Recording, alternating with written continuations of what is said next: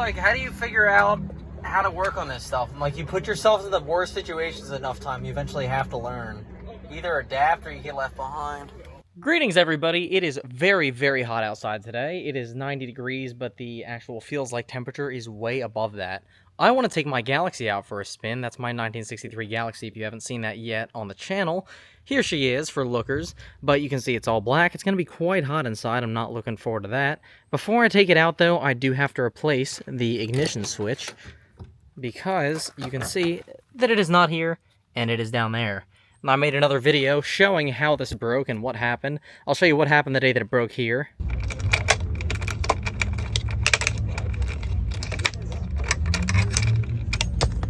And then my sketchy solution to fix it, which you can see right there, but I'll also show here. This right here is what we call ingenuity. Come on, start, please. Please start. There we go. But I have an actual new switch. I'm going to go ahead and do that. And I'm going to open up the doors too to vent out a little bit in here because it is stupid hot. Now I've got somewhere that I want to go after this and I want to drive this here if I can. So I'm going to try to rush through the process but make sure that I don't mess anything up while I do this. I have this apart. Obviously I had to take it apart to get it out of there. I'll kind of try to show my best and show my process for actually getting this fixed. But before I do anything, I want to go around. I'm going to close the door here, walk around the front, and pop the hood. Before I do anything, because I am going to be working with electrical components, I do want to pull a terminal off of my battery, be it the positive, the negative, or both, just to make sure that I don't short anything out. Last thing that I want to do is cause any kind of arcing, any kind of blowing up, anything like that that's going to give me future electrical problems down the road. So I'll go ahead and get the battery disconnected. Battery's disconnected. Let's get on back inside. Now, if I'm correct, to get out this little actual bezel piece, you need to get out the keyway right here first, which you can see you put in the key, and you put in a paper clip or some sort of pin of some sort. I broke down in a shopping center that had a Panera Bread there, so I went in, and she said, "What would you like to eat today?" I said, "I actually don't need anything to eat. This is a strange request. Do you have a paper clip?" She said, "A paper clip?" I said, "My car is broken down in the middle of the road, and I can't get out of here unless I have that."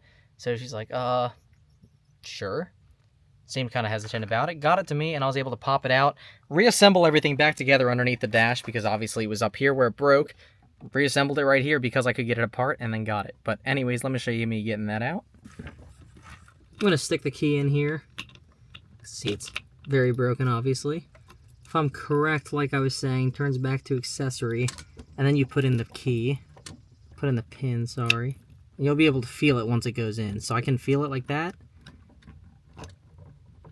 There's some spring resistance to it. It'll take some time, and there's a video tutorial online that I'll see if I can link below or link up here. But it takes some time, alright? Don't expect to get this first try, I'll tell you that. So I have it over to accessory, and I feel it there. There we go. So, turn it over to accessory, put the pin in, and just keep on kind of twisting back and forth. It'll definitely take some time. And it's not going to be too quick, but once you get it, you should be able to take this bezel out just like that. You need to take the keyway out first, because this little bezel right here hits right there, or sorry, this actual piece interlocks in here. So it actually interlocks in there to hold that from being able to get pulled out like that. I've got the new switch here. This is the new one, so you can see it's actually got these pins in the back right there. That's obviously going to be for your accessory power, for your ignition power, your starter power, all that. And then you can see the actual hole up here, which matches the one right here. Now you see the difference here is this one's held together with electrical tape. When this one broke, it's because, looking at the new one here, it's split apart right here and completely shattered into two pieces. So I don't know why it cracked off like that or why it broke in the first place. But if I take off that tape, it should break into several pieces, as you'll see. Let's strip off this tape here. And mind you, when I broke down, I disassembled everything from up here, reassembled it down here, and put it together with tape. So obviously it was a little bit of a risk driving it, because if this tape seal decided that it wanted to break on me in the middle of the road, I would have lost all of my engine power because my ignition would no longer be active. So I'm trying to find where the tape is here, and I'm not finding the edge of it. So there it is. So you can see this last layer of tape comes off. There it is. So check this out. You have this little copper backing plate here. You have the actual little plastic piece. which is spring-loaded to actually kick it back so that it doesn't keep on trying to start. And then you have the actual casing here. So that all just broke off all of a sudden. You can also see the little copper right there where it makes the connections. I'm going to go ahead and take this tape off, which is also on here for some reason. I was the last one to wire it, but I can't remember why there's tape on there. And you can see these little stacks of nuts here. There's 1, 2, 3. If I take these off, it should actually remove this inner piece here from the backing plate. The backing plate that I'm talking about being this one right here on the new one. So that should just go right into here, and then it should be good to just mount right back in. Should be pretty simple. I have a little 5/16 wrench that I'm going to use to take this off right here. So you can see that I have several things here tapped off of the power coming in. So there's 1, 2, take off another nut, 3, and lastly, number 4. 4 and 5 it looks like. Yeah, 4 and 5. And then a little washer serving as a spacer back there. So that should just come out as a plug. I should be able to just work it around here and pull that out. Should be, at least. It feels like it's coming out. There we go. So there's the broken one. I'll go ahead and trash that and get the new one up in there in a second. So the new switch here should just feed through here and plug into the back of this. I should probably see what direction it goes first. There we go. Should just be plug and play. There we go. Fits right in. And that would explain as well why there's this little spacer right here, just to actually hold on that rubber piece. So, one by one we'll put everything back on here that came off. Like I said, there were 5 actual little crimp terminals on there, little ring terminals like this. So I'm going to make sure it's spaced the same way that it was before and get them all on.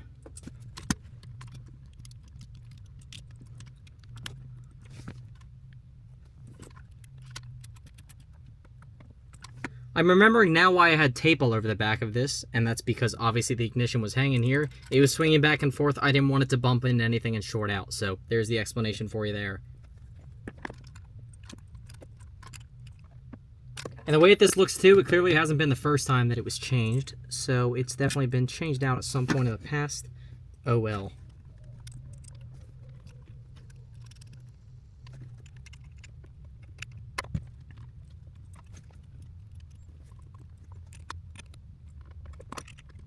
I have all my wire connections here. I'm going to go ahead and work on getting this actually back up there.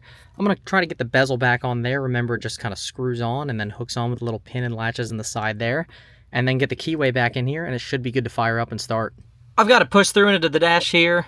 You can see these little pins right here have to actually line up into those slots there. So you wiggle it through a little bit.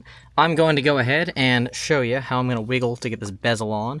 Hopefully it should go on pretty smoothly, but there's a little bit of a difficulty to it sometimes. You can see this one here is a little bit bigger than this one here. So this one's got the small pin there, and that one goes onto the big one there. Hopefully it'll line up nice and smooth the first time, but I'm not banking on it because it is spring-loaded, as you saw by the spring on the back of it. It's a little tough to get in. So I've got one hand on the back of it, trying to make it a little bit easier on myself. And you got to use a fair bit of force pushing it in.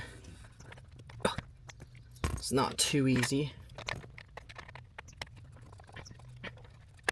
Yeah, it takes some time and some finagling. No doubt about that. Now, when I was getting this out in the parking lot, trying to save myself from needing to get towed home, I will say that this was inarguably the hardest part. Because you got to push back there, and you got to push up here. Which, for lack of better terms, does not make this easy. Alright, of course, the very last step, or at least the second to last step, is the one fighting me the most. So what I'm finding is working is this has less play in it once it's actually seated in here right. See, it's in here right with the off facing up. So what I'm trying to do is push this in from the back and actually turn the switch back there in a almost counterclockwise motion. Just kind of twist it around like that, as you can see. But naturally it's fighting me pretty good. Actually, I think I just got it. I just got it. Okay, cool. So I've been fighting and cussing and screaming at that for the past 20 or so minutes. I'm going to go ahead, mount this keyway back in. Kind of got to find the right spot for it, too, because it actually turns that little switch in the back with this right here. So There we go. So these two up here, this one up here, and this one up here should mount with this up here and this up here.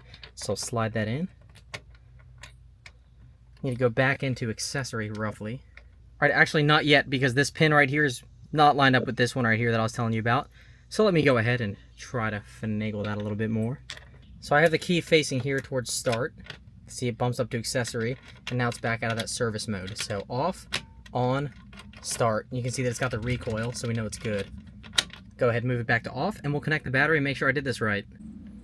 It didn't try to start when I did that, so that's good. I'll tighten it down now. And it feels like it's on there pretty tight. I'll set this down here just in case I need it again. Let's go ahead, turn the key, and see what we get. If I turn it to accessory, I have my fan set on, so it should just turn on the fans. Accessory's good. Jiggling it here, not bumping the engine, so that's already a start over last time, because it used to bump the engine in any position, including off, which is obviously not good. Turn it to on, not bumping the starter, and my choke is dead, so I'll need to give it some gas. But if I reach my leg in here awkwardly and give it some gas, look at that. Turn it off just to make sure. And that is definitely much better than before. Well, you can see that I'm nice and sweaty now. I wanted to knock that out within an hour, and I finished in about 35 minutes, so I'm very happy with how quickly that went. Honestly, that little bezel is the hardest part. I will link the video below that I used to get it off when I was in a pinch. It ended up working pretty good. But just remember that if you push the actual part from the back, the actual switch itself, and turn it clockwise, it undoes it. If you turn it counterclockwise, it'll reconnect it. So keep that in mind if you're trying to do this yourself. That's one more thing off the list of car projects that I needed to do, so I'm happy that is done. I'll go ahead and wrap this up here. Don't want to keep you waiting too long. Just a quick little video of me getting that fixed. So glad that that is finally done. In the meantime, I'm going to go ahead and take this out for the night. Hopefully no issues there. And on that note, thanks for watching. Stick around for more. There's going to be plenty more Galaxie content, Lexus content, camping content, just all the things that I get into in my very wonderful life. So thank you very much for watching. Be sure to stick around for more. I'll see you.